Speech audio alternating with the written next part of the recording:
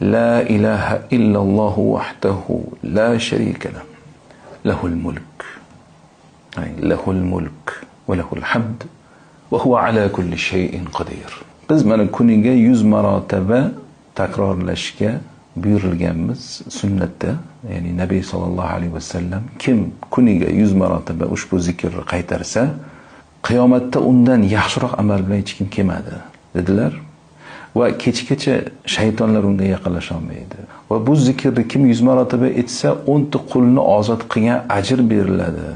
100 ta hasanat yoziladi, 100 ta sayyiat o'chiriladi. Shunaqa ajrlar va'da qilingan zikr. Nima zikr bu? La ilaha illalloh wahdahu la sharika lahu lahul mulk lahul mulk va lahul hamd va huwa ala kulli shay'in qadir. La ilaha illalloh wahdahu la sharika lahu. Allohdan o'zga ilohlikka haqli hech kim yo'q. U yakka iloh, uni sherigi yo'q.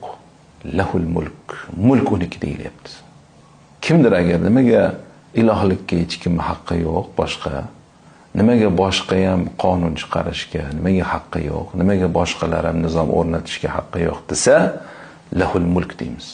Chunki mulk uniki. Mulk nima edi?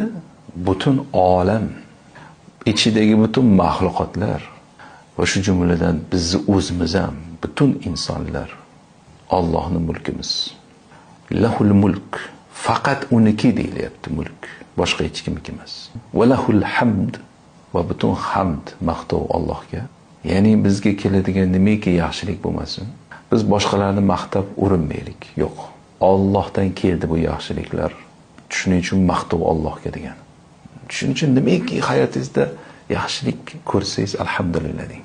Allohga hamd eting. Allohga maqtovlar bo'lsin. Boshqasiga emas.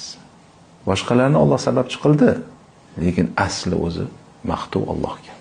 Chunki u mulk egasi.